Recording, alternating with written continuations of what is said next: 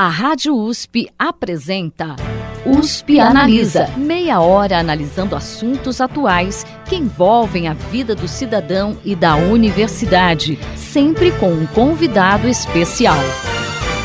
USP Analisa.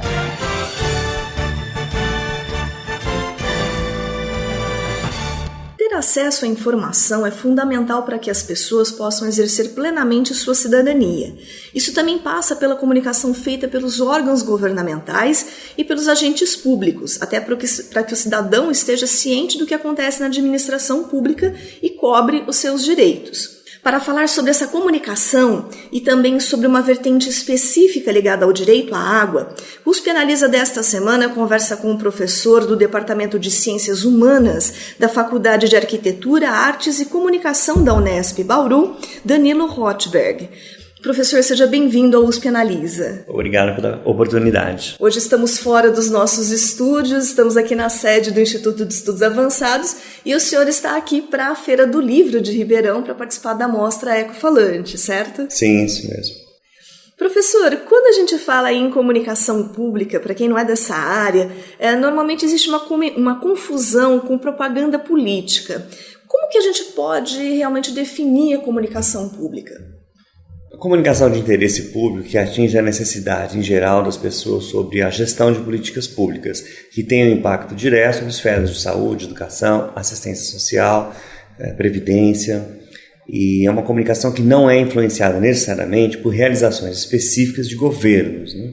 É preciso separar a comunicação pública como um interesse geral mais amplo, que atende às necessidades de informação das pessoas em geral, independentemente de realizações deste ou daquele governo. E para que a comunicação pública seja realizada, então, com correção, né, da maneira adequada, é preciso que seja livre dos interesses específicos de governantes, em particular, que possam exercer pressão sobre os comunicadores, jornalistas, né, e outras especialidades que vão atender essa área. E que relação a gente pode traçar entre comunicação pública, cidadania e democracia? Se é que existe uma relação. Sim, existem várias relações e a democracia é um regime em que a cidadania precisa ser preservada. Cidadania pode ser uma palavra bem interessante, muito bonita, é quase que um coringa para se referir a uma diversidade de pontos de vista hoje. No caso da nossa relação, o que importa hoje aqui, a cidadania é um aspecto do direito à informação. E nesse sentido, o direito à informação é aquele que deve ser respeitado por meio, entre vários aspectos, da oferta de informações sobre gestão pública. E a dimensão do direito à informação, com frequência, pode ser atendida justamente pelo que nós falávamos da comunicação pública. E a relação entre democracia, cidadania e comunicação pública precisa ser cada vez mais fortalecida, porque do contrário, o que nós temos é uma democracia em que o próprio valor da participação social nem sempre é respeitado. E o direito à informação justamente é essa forma de comunicar às pessoas em geral que a democracia é um valor a ser respeitado e a percepção de que nós estamos num regime democrático vem da disseminação de informações que colocam as políticas públicas como algo sob controle dos cidadãos. Então, essa é uma distinção importante. Em um sistema político não democrático, as políticas públicas são gerenciadas por governantes de maneira distante, sendo que as pessoas em geral não têm, com frequência, em um regime não democrático, ideia de como as políticas estão sendo geridas e, principalmente, também não têm maneira pela qual influenciar a gestão das políticas num sistema não democrático. Vejo até que, então, de uma certa forma, fica até em dúvida, às vezes, a questão de como é que nós percebemos se estamos ou não realmente num regime democrático, né? Então, você teria condições de perceber que está num regime democrático quando as políticas públicas de saúde, educação, assistência social e previdência parecem estar sob seu controle. Essa é que é a nossa questão. Nós temos a percepção de que as políticas públicas de saúde, educação e outras áreas estão sob nosso controle? Com frequência, a resposta para essa questão seria nem sempre, né? Com uma certa dose de pessimismo, a resposta seria não, é claro, porque falta transparência. E o que a comunicação precisa fazer, a comunicação pública precisa fazer, é preocupar-se com as formas de transparência, para que as políticas públicas, então, voltem a aparecer como uma esfera sob o nosso controle. E um dos grandes exemplos que a gente tem de comunicação pública no mundo é a BBC, né, que é uma empresa pública de radiodifusão do Reino Unido. Aqui no Brasil, nesse sentido, a gente tem algum exemplo de comunicação pública? Acho que talvez a gente pode, não sei se é o mesmo exemplo, a gente pode citar a EBC, né, que é a empresa a Brasil de Comunicação. Não sei se é o mesmo exemplo. Sim, é um exemplo similar, e a empresa Brasil de Comunicação foi criada, de fato, com o projeto de tornar-se uma TV pública que ofereceria uma das formas essenciais justamente de promover a comunicação pública para a ligação entre comunicação pública, cidadania e democracia. Também há vários projetos de TVs públicas estaduais que foram mais ou menos bem-sucedidas em também promover essa ligação entre comunicação pública, cidadania e democracia. A questão atual é que, de uma certa forma, as TVs públicas e também a empresa Brasil de Comunicação têm sido ameaçadas por vários fatores, em particular a escassez de recursos, nos casos das TVs públicas estaduais, porque elas permanecem com frequência dependentes de orçamentos estaduais, e as prioridades são nem sempre aquelas que favorecem a saúde das empresas públicas, incluindo as televisões públicas. E a empresa Brasil de Comunicação tem sido particularmente ameaçada desde o projeto de poder que está no Brasil em 2016, que nem sempre tem compreendido bem a função de comunicação pública. E o mais recente desenvolvimento dessa história é a fusão das programações da NBR e da TV Brasil no âmbito da empresa Brasil de Comunicação, que justamente tira um pouco o caráter de comunicação pública da TV Brasil, porque a NBR foi de fato uma emissora criada para divulgar as ações de governos específicos, né? E aí nós retornamos lá ao caso da sua questão sobre propaganda política. A propaganda política é mais ou menos admitida no âmbito da NBR, porque ela foi criada para ser a difusão das ações do executivo, e em particular o governante de turno eleito para ocupar o executivo. Enquanto a TV Brasil foi criada com uma outra finalidade, que é a de promover a comunicação pública com a dimensão do interesse público. É claro que nem sempre é muito difícil distinguir linhas que possam separar o que é comunicação pública de propaganda política. Mas o que é mais importante é que a própria Constituição Federal determina que sim, existe uma linha entre propaganda política e comunicação pública. E não cabe à comunicação pública fazer propaganda de governos, né? A utilização de símbolos, imagens e informações específicas de governos na comunicação pública é inconstitucional. E governantes podem e têm sido responsabilizados por fazer propaganda em canais públicos.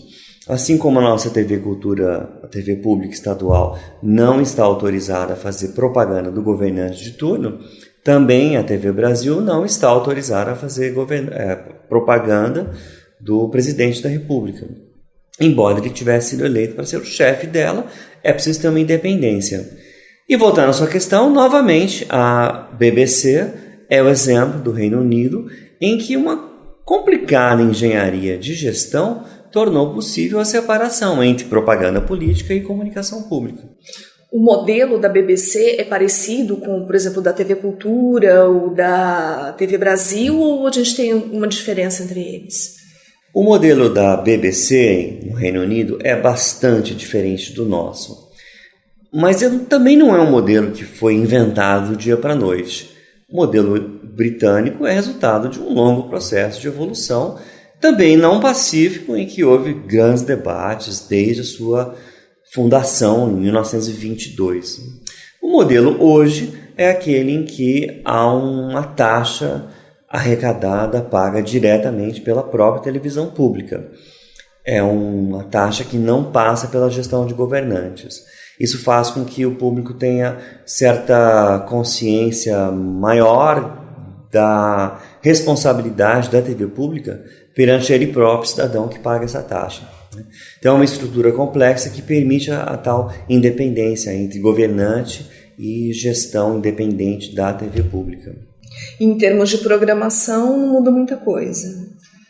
Muda bastante porque justamente foram criados conselhos editoriais na BBC com toda a especialidade trazida por estudiosos que resultaram em linhas editoriais, em guias de conduta, que permanece bem ativa, orientando essa divisão entre propaganda política e independência do radiodifusor. E quando a gente fala em comunicação pública, acaba vindo um outro tema também à tona, que é a regulação dos meios de comunicação, que é um tema que já se discutiu um certo tanto aqui no Brasil. Existe uma certa polêmica porque muitas pessoas acreditam que regular a mídia seria exercer algum tipo de censura. Na sua opinião, é necessário regular a mídia atualmente aqui no Brasil? E quais os limites entre regulação e censura? Esse é justamente um dos pontos mais interessantes da democracia brasileira hoje, porque é um tema que vem sendo colocado de escanteio, pouco debatido, a regulação dos meios de comunicação, porque em um país com histórico de ditadura, a regulação parece censura. Mas o que ocorre é exatamente o contrário. E o que ocorre o contrário não é a opinião de um punhado de pessoas, e sim a opinião da própria Organização das Nações Unidas, por meio da Unesco, que é o braço da ONU para a Educação e Cultura, que tem vários documentos importantes recomendando a regulação dos meios de comunicação, justamente para manter um ambiente democrático de pluralidade de ideias, e liberdade de expressão. Porque o que se tem é, na ausência de um regime regulatório, o predomínio de interesses econômicos. E os interesses econômicos, eles próprios, também acabam funcionando como uma espécie de censura. Porque a liberdade de imprensa não pode ser exercida apenas como liberdade de empresa. Porque se a regulação não existe, as empresas estão livres para fazerem o que elas sempre quiserem. E que quando elas fazem, elas acabam impondo uma espécie de ótica específica de interesses de negócios, o que é normal, mas é justamente um objeto de regulação nas democracias da Europa Ocidental e em certa parte, de certa forma, nos Estados Unidos também. Então a regulação de mídia tem exatamente o objetivo de preservar a liberdade de expressão, ao buscar a possibilidade de que diversas vozes estejam presentes nas mídias. Não existe essa possibilidade de autorregulação? A autorregulação também é um componente importante da democracia. E, de fato, em vários países a autorregulação tem um papel importante. O Brasil também possui instrumentos de autorregulação no campo da comunicação, principalmente na publicidade comercial. E também a regulação de mídia impressa tem algum papel no Brasil. Mas o que ocorre em muitos países é que mesmo a autorregulação também não vai ser exercida num vazio regulatório, porque mesmo aqueles meios de comunicação que sejam pressionados pelas suas audiências, pelos seus leitores a se autorregularem, precisarão de padrões de conduta. E esses padrões de conduta não vêm do vazio. E nesse ponto o Reino Unido também é um valor de referência, porque foi pioneiro ao combinar valores e condutas estabelecidos de maneira regulatória pelo Estado, pelo poder público, com regras de autorregulação. Então, quando um veículo se deseja autorregular, ele encontra no poder público regras para que ele possa fazer isso. E você desenvolve também pesquisas na área de comunicação pública e gestão da água, que envolvem um termo interessante, que é a cidadania hídrica. Fazendo um paralelo aqui entre a importância da comunicação pública e esse conceito de cidadania hídrica. Define para a gente o que seria cidadania hídrica. Justamente aquela questão que nós colocamos, nas relações entre comunicação pública, cidadania e democracia. Eu sustento que parte das ciências da comunicação que a comunicação pública tem essa função de atuar na disseminação, na circulação de informações sobre gestão pública em várias áreas, incluindo saúde, educação, assistência social e previdência. Mas também há uma dimensão nas políticas públicas que tem a ver com a oferta de serviços para o atendimento de necessidades básicas. E as necessidades básicas incluem o direito à água. E a cidadania hídrica é o conceito da circulação, da existência, disseminação de informações sobre como o seu direito à água está sendo atendido. É algo que se relaciona com o que nós chamamos de governança das águas, que é a gestão das águas de maneira transparente e sujeita ao controle da sociedade.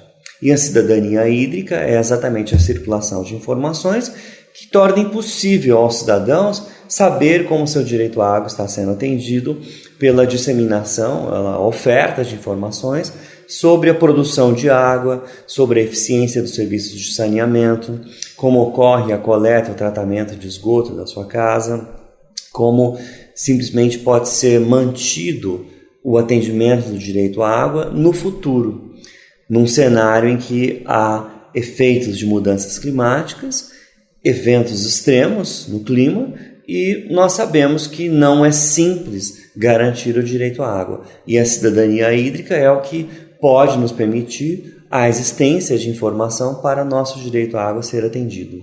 E como que está isso no Brasil hoje? A gente pode dizer que o brasileiro ele exerce a sua cidadania hídrica? É bastante complexo o cenário democrático brasileiro hoje, no sentido de que a disseminação de informação sobre gestão pública tem sido prejudicada, ou pelo menos não favorecida, digamos, por governos que mal compreendem a função da comunicação pública. De maneira que a percepção que o brasileiro tem sobre a eficiência da gestão pública tem sido prejudicada pela escassez de informação sobre gestão de políticas públicas.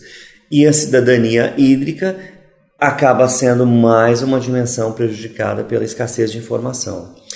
Muitas vezes nós não sabemos como é gerida a escola, o posto de saúde, a gestão urbana, a gestão de território, as políticas de transporte urbano e, inclusive, o atendimento do direito à água. E tem se considerado justamente que a escassez de informação proveniente dos meios de comunicação pública enfraquece a democracia, porque não favorece aquilo que nós falamos, que é a percepção de que nós vivemos num regime democrático. Que se as políticas públicas não parecem estar sob nosso controle, nós não reconhecemos que estamos numa democracia. E é interessante, se a gente for pensar hoje em dia com a internet, você tem muito mais informação disponível. Mesmo assim, porque a gente sabe que houve algum investimento na parte de transparência, de colocar algumas informações na internet. Mesmo assim, ainda não atinge o necessário. A Lei de Acesso à Informação de 2011 determinou uma série de obrigações aos governos para que tenham transparência na internet. De fato, ainda há um longo caminho a percorrer, mas talvez nem sempre esse seja o maior obstáculo, porque muitas vezes é possível encontrar informações de qualidade nos portais de governo, os portais das prefeituras, os governos estaduais, o governo federal. Ainda ali há necessidade de aperfeiçoamento, mas de fato, se o cidadão tiver possibilidade, interesse, disponibilidade de tempo de se engajar com informação pela internet, ele vai sim ali ter a percepção de que as políticas públicas estão sob seu controle. Mas talvez falte justamente essa percepção também de que, de uma certa forma, há informação disponível, mas as pessoas talvez procurem se orientar por outros valores, com frequência aqueles da propaganda política, que não necessariamente passa pela provisão de informação sobre gestão pública. De maneira que tem sido observado pelas ciências da comunicação uma espécie de fosso entre a propaganda política, principalmente nos períodos eleitorais, e a informação sobre gestão pública. De maneira que a escassez da informação pública e também essa fragilidade da percepção de que estamos numa democracia, esses dois fatores têm favorecido justamente a disseminação de uma propaganda política muito empobrecida, que não fornece necessariamente essa percepção de que estamos numa democracia e as políticas estão sob nosso controle. A cidadania hídrica passa também pela educação? A educação tem sido considerada como uma grande possibilidade de transformação, mas não é tão simples assim também, porque com frequência os próprios alunos não têm condições de serem educados, porque precisam ter atendidas outras prioridades na sua própria vida. E não só as condições das escolas não favorecem, como às vezes as condições dos próprios alunos também não. Não que a escola ou os alunos possam ser diretamente responsabilizados pelo sucesso ou insucesso da educação, mas é preciso ter uma preocupação um pouco mais complexa dos desafios que a educação enfrenta e não simplesmente atribuir à educação a possibilidade total de transformação na sociedade, porque a sociedade é maior que o sistema educacional e os desafios afetam tanto o sistema educacional quanto a sociedade como um todo. Em relação à comunicação pública e também à cidadania hídrica, quais as perspectivas que você vê aqui no Brasil? Você acha que a gente vai chegar num momento que os governantes valorizem a informação para a sociedade ou não? Essa é uma ótima questão, justamente porque várias políticas públicas exigem que as pessoas estejam ativamente colaborando para que sejam bem-sucedidas. As políticas de gestão de resíduos urbanos, governança hídrica e produção de água são muito afetadas pela colaboração das pessoas. Não só, é claro, naqueles hábitos comuns, né, que são super citados, de fechar a água enquanto escova os dentes e tomar banhos rápidos e não jogar lixo nas ruas, mas principalmente em ter a percepção de que a gestão das águas é uma política democrática sobre a qual as pessoas têm ou devem ter controle. E essa percepção, né, da democracia como um sistema em que a participação pública é fundamental precisa ser muito mais bem disseminada. E aí a colaboração com as políticas de gestão da água não se reduz a fechar a torneira e banhos rápidos, mas também buscar a participação das instâncias de gestão da água, que incluem conselhos gestores, mas também conselhos municipais. A democracia brasileira é muito participativa. A democracia brasileira é considerada internacionalmente como um exemplo de várias oportunidades de participação, mas que infelizmente têm sido desperdiçadas nos últimos anos, à medida em que se favorece a visão de política como a possibilidade de transformação total mágica da sociedade. A transformação não é mágica e passa pela participação pública. E demanda tempo, né, professor? Demanda tempo, mas é um tempo em que as democracias mais avançadas têm cidadãos que gostam de dedicar esse tempo. E esse sim é um valor que a educação pode incentivar talvez mais. A percepção de que vale a pena dedicar um certo tempo da nossa vida à própria democracia. Porque a democracia não brota sozinha, não é nos dada como mágica também, nós precisamos lutar por ela. E a luta pela democracia envolve talvez alguns minutos por semana que os cidadãos em geral possam se dedicar a participar, a valorizar a democracia. Seja em associações de bairro, em conselhos gestores, em conselhos de gestão escolar, enfim, há uma diversidade de instrumentos por meio dos quais a gente pode participar. Tá certo, professor. Bom, infelizmente o nosso tempo chegou ao final. Eu agradeço a participação hoje aqui com a gente do professor do Departamento de Ciências Humanas da Faculdade de Arquitetura, Artes e Comunicação da Unesp Bauru, Danilo Rothberg. Professor, muito obrigada, viu? Eu agradeço. E fica aberto o espaço para sempre que tiver alguma novidade sobre suas pesquisas lá na Unesp Bauru, bater um papo com a gente também. Obrigado. O USP Analisa de hoje fica por aqui. Até a próxima semana. Você ouviu USP Analisa, um programa da Rádio USP Ribeirão em parceria com o IEA, Instituto de Estudos Avançados, Polo Ribeirão Preto. Produção do Serviço de Comunicação Social da USP e do IEA. Coordenação, Rosimeire Talamone. Apresentação, Thaís Cardoso.